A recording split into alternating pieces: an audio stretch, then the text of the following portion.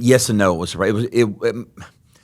I say this a lot, and I think people get tired of hearing it, but it doesn't stop the fact that it's true. Since Cal has come here, and everyone knows this, we tend to have younger teams. I mean, if you go back to the Mississippi State game, they started 4 guys or 3 guys that were 24 years old, right? They've got their COVID year. I mean, these are grown men at this point playing against a bunch of guys that are just starting to. I mean, they're 18 years old now. Our senior statesmen Trey and Antonio, they've been consistent all year, and we as a team, for a few exceptions, South Carolina being the glaring one, that we've been consistent. But something just, I don't know, as you said, the energy. Maybe it was the crowd. But that wasn't, and that's why I wasn't surprised. That wasn't us. We did not. Kentucky basketball, the team that I've seen play all year, did not go to South Carolina and play. So, and that's what's encouraging to me is that that was our joke of a game. Fix it and move on. So, kind of going off that, what do you guys think were the biggest contributions to this loss? What was it? What did you see? And what do you think needs to be changed moving forward? Main question really is like, what's going on with Kentucky on the road? It's the second team that they kind of, looked a little bit shaky against, and it is on the road. We saw what they were against Texas A&M and what that looked like for them. I would argue third team. They were a little shaky against Florida, but they came out on top. True. But that's true. So it was still a little questionable. And that's important to realize. Just because we win games doesn't mean we play well. Yep. So. That, to my point, so the road, it looks like, we got to get better on the road. I think you got to give some credit to South Carolina. It looks like their game plan was to play slow, keep it in the half court, make it a rugged game, make it physical. Kentucky's not necessarily, they don't really want to do that. Kentucky wants to get out in transition, advance the ball, play a fast-paced game, get threes up, and they want to score 90 points. A lot of people I don't know if you guys didn't realize Kentucky only scored 62 points. Lowest they've scored all season. So by far.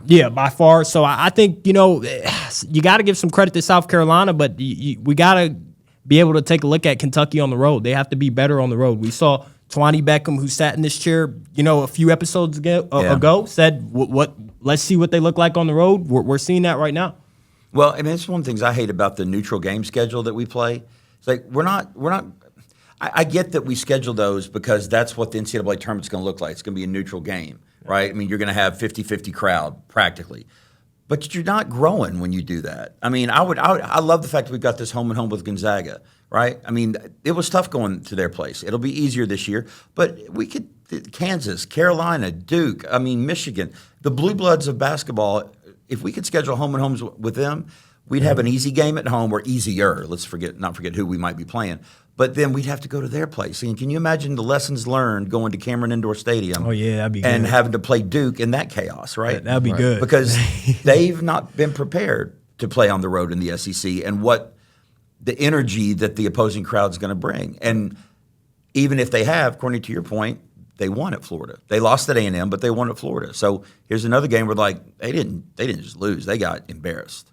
I think this is like a combination of just so many things all in one. Like it's a lot of problems combined. Just being in, like I said, the SEC.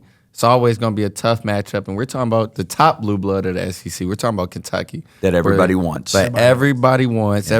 Like we said, Kentucky. Normally we see storming the courts for number 1 team. This is number 6. That's team. my point. How sad was that? This is the number 6 team. This is to them. This is the Super Bowl. This is the big game. Everyone goes and they're like, oh, we have a chance to take down Kentucky. Everyone talks about Rob Dillingham. Last week, it was Big Z. Everyone's getting these hype. These are the biggest names, and I want them.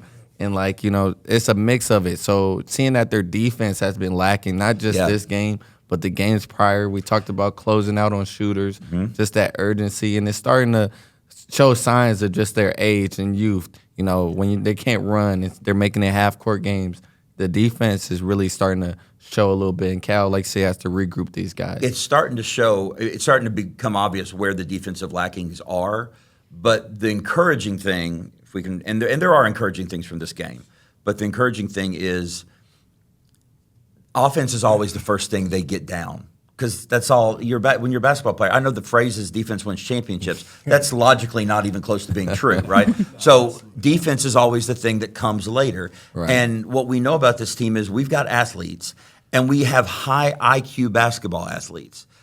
once they start to understand the way they have to play, meaning Carolina came out ready to play. Right. They punched us in the mouth from the get-go.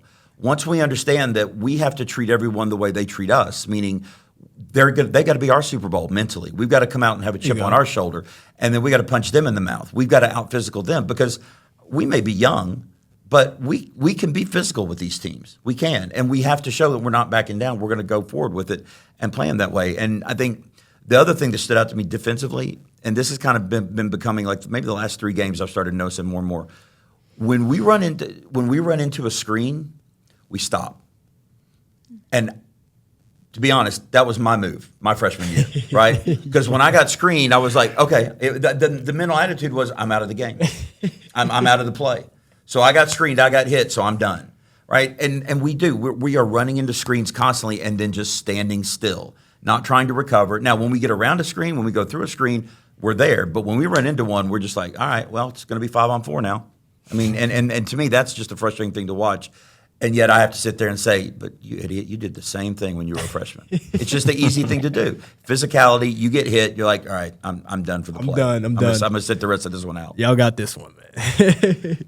Well, and one last thing I find somewhat encouraging is we did have our lowest scoring game, and yet we didn't play our best basketball, and they still didn't get too far ahead of us that I feel like if we would have came out and played our best basketball, it would have been a very different outcome, I think. I think it would have been a blowout on our side if we had played our best. Yeah. And here's the good thing. I don't know that we played our best yet this season because I think bottom line, the way I look at a season is you've got exhibition season, right? The first 2 games, then you've got pre-conference schedule, then you've got conference schedule, then you've got March.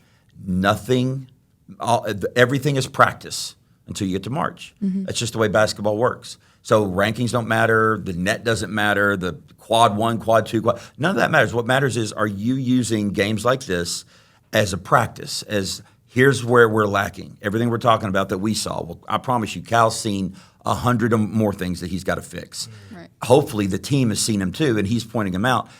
And so losses like this, as embarrassing as they can be, it's losses like this that wake a team up. Like, they've been riding high, especially after that Z game. They were feeling good about themselves. Right. Because they finally were at full force minus a due. And then they go down to Carolina and they just like, all right, well, this team's going to lay down for us. Nobody's going to lay down for you. Nope. Well, speaking of Big Z, he had that big come-out game the other day, and then he kind of came out, didn't do as much, but Cal told him before the game, we don't expect you to go out there and have as big of a game as you did that first time. But how do you all think with him in the lineup now, Kentucky will kind of settle in, and how will he be able to kind of fit into the rotation to help the team out? He's human. We finally seen that he's human. That debut game he had, I don't think he missed a shot in his debut game. I mean, he was making threes. I think he missed a dunk, but he said he got fouled, and it looked like he did. Missed the dunk. I mean, he's human. We're getting to see that now. The more games that we play, I think we're going to see what he's capable of. I know, shaky game last game, but it's a very physical team. I think I told you, Malik, last episode, I said I want to see what Big Z looks like against the physical SEC teams, the Tennessees of the world, the Alabamas of the world, all those guys. I want to see what he kind of looks like. And this is a first product where we're seeing what he was capable of against South Carolina. I think it's only going to get harder, but I think he's going to get better. He's going to definitely adjust. It's going to take some time, but he is a pro. He used to be a pro, back in Europe. He'll adjust. Yeah, like we talked about that before, him being a pro. But also, like I said, just being a point of emphasis, I want to see Kentucky bigs get more touches. That's something that I really noticed a lot in this game. When we look at Big Z and his numbers, and he only took 3 shots, and combined, just the 3 bigs combined only took 7 shots. And we think about just in South Carolina, they were feeding their bigs.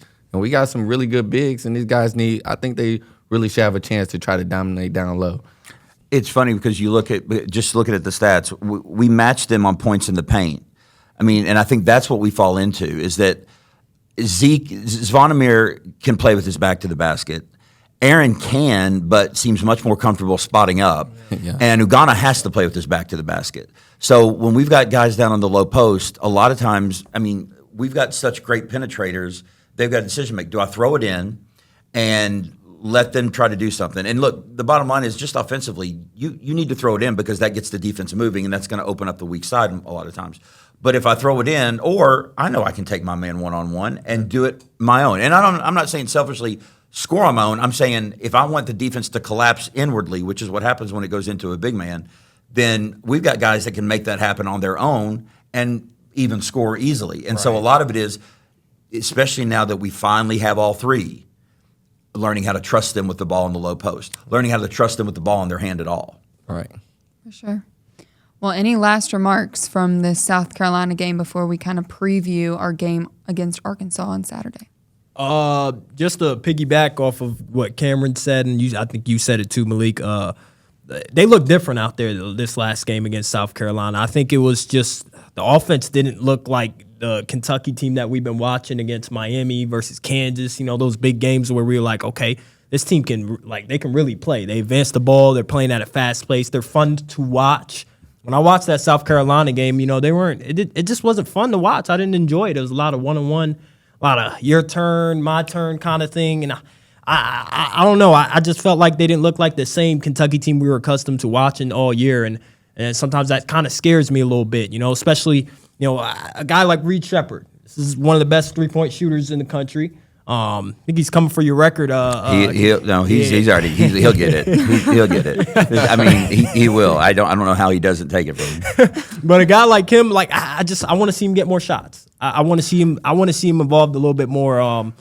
He's too dominant, too talented of a player. Just to, you know, he had 3 points, shot 1 for 4. I want to see him get more shots. It's just tough to see that. I'll let Cameron go. I agree. I want to see him shoot more. Yep. But that's not who he is. Right. Because if you look at okay, so we've got three.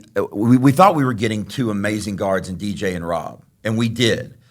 But Reed got, even though we were all excited when he committed and Cal offered, and we're like, okay, well, here's another point guard. Because I remember the controversy of, well, what's he going to do with DJ and Reed? Well, we're seeing it. He's bringing Reed and Rob off the bench, and it's immediately somewhat of like the platoon system where, no, we're not. You don't. If you're the other team, you don't get to relax because subs are coming in. We got even maybe today even better guys coming in, depending on whose game it's going to be. So I don't think Reed goes out and ever is looking for his shot. And as a point guard, you need to do that because if I don't consider you a threat, I'm not going to guard you, and I'm not going to guard you tight. He's shown that he can be a 3-point threat. But what he's shown more than anything is he is always looking to pass first, shoot second. And most people will tell a point guard, no, you have to look to shoot first and pass second. Reed is just constantly so unselfish that he's just trying to get everybody involved. And he also, his court mapping is ridiculous. Mm-hmm. I mean, the way he sees, like he'll get an outlet pass 3/4 court, and he'll immediately look, and he's got every guy in white, and he knows where they are. He also knows which way they're going to cut. All right, that's Z. Z might go in. Z might go out to the 3, probably go out to the 3. He's going to know what their likings are, what their tendencies are. He's just a student of the game. And the exciting thing about Z's performance the other night, the good performance, was his court mapping was amazing too. I mean, now that's part of just how they play in Europe. I mean, he's learned that. Yeah. Reed learned it from his mom and his dad. But I just don't think we're going to see unless it's one of those games where it comes to him. Yep. Like he's feeling it. Yep. Look, he's going to shoot because they're leaving him open, or he's got open shots. Right. But I think most of the time Reed is trying to instigate's not the right word, facilitate. Okay. He's trying to facilitate for everybody else because DJ's always looking to score and Rob's always looking to score. And I got no problem with that because Reed's going to get in and get them running the offense. Yep. Yeah, I think that's the strength about Reed. He's just kind of a jack of all trades, does it all. Yeah. He started his season almost 2-3 steals a game. It's just about everything doing the court. Like I said, I really love his IQ. That's something you immediately notice with him. And like I said, coming from dad and mom, the IQ really shows in his game. And that's something that I really like about him. Not necessarily looking at him as a scorer. Like you say, he's not really the score first guy, but he's really good. And the IQ really gets everybody going. Yep. As well as I think I miss Adu, his energy. His physicality. And it's physicality as well for someone who's undersized. He normally will play. He'll guard some of the 4s. He might even switch, to some 1s. He does, a little bit of everything. Like we said, we know him in season, had them big dunks, the big plays, nice block. bring a lot of energy to the young guys, get them going. That's why we used to see a lot of transition. They see that big play like, okay, let's go, let's get out and run. It's funny when you look at a sophomore and you think that's one of our veterans, right? Yeah. I mean, we got Trey and Antonio, but then you look at Adu, and it's tough to remember. Oh, he was a freshman last year. Right. Put on 40 pounds in the summer, 40 good pounds, and is a completely different player now. But I mean, at some point this year, and this is one of the things I'm kind of clinging to. Now, at some point, we're gonna have a game where we're full force, because we haven't had a game where we're full force yet. Right. Someone has always been out. It was the bigs at the beginning of the season through most of it, and then we slowly got them back. We got Aaron, then we got I guess Ugana, and then we finally got Z, and now Adu's out. We have not been full force, and then DJ was out for a game or two, right? Yep. So we've not been full force all year. Now that's part of basketball, and you have to learn how to adjust to that.